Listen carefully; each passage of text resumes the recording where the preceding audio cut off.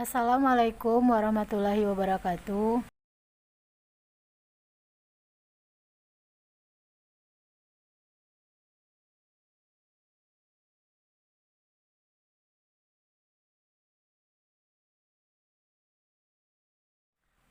Sebelum membahas materi yang saya akan jelaskan, di sini saya akan memperkenalkan diri saya sendiri. Perkenalkan, nama saya Hesti Puspitasari dengan NIM 2011290090 dari kelas 2C Tadris Bahasa Indonesia. Di sini saya akan menjelaskan tentang paragraf klasifikasi. Paragraf klasifikasi yaitu satu, pengertian paragraf klasifikasi, dan materi yang kedua yaitu ciri-ciri paragraf klasifikasi, dan materi yang ketiga yaitu contoh paragraf klasifikasi. Materi yang pertama yaitu pengertian paragraf klasifikasi. Paragraf klasifikasi merupakan satu dari beberapa jenis paragraf yang topik utamanya dikembangkan dengan mengelompokkannya ke beberapa kelompok yang berdasarkan dari sifat atau ciri-ciri tertentu. Paragraf klasifikasi juga diartikan sebagai pengembangan paragraf eksposisi, menjadikan paragraf ini memiliki tujuan untuk memberikan informasi yang sangat jelas kepada para pembacanya. Itulah sekilas dari pengertian paragraf klasifikasi. Materi selanjutnya yaitu tentang ciri-ciri paragraf klasifikasi. Yang pertama, terdapat kata digolongkan, dibagi, dibedakan, dikelompokkan, dan kata lainnya yang sejenis. Seringkali kata ini biasa dijumpai di awal atau menjadi gagasan utama paragraf. Ciri-ciri yang kedua yaitu paragraf klasifikasi memiliki sifatnya informatif. Oleh karena itu, kalimat dalam paragraf klasifikasi dalam bentuk kalimat fakta.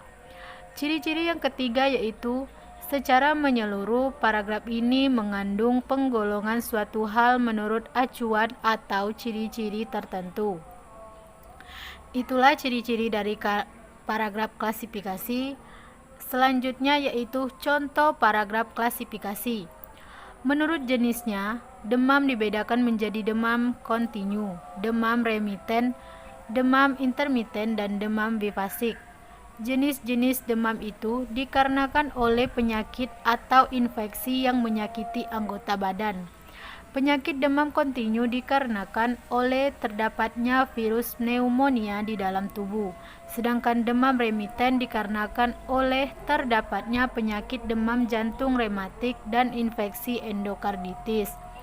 Kemudian, penyakit demam intermiten dikarenakan oleh virus malaria, dan penyakit demam bifasik disebabkan oleh virus demam berdarah atau leptospirosis. Contoh paragraf klasifikasi lainnya yaitu hewan bisa dibagi menjadi beberapa macam menurut jenis pembagiannya, yaitu pembagian tersebut antara lain herbivora, karnivora, dan omnivora. Hewan herbivora yaitu sebutan untuk hewan yang mempunyai jenis makanan berupa tumbuhan. Posisi hewan herbivora adalah sebagai konsumen tingkat pertama pada rantai makanan.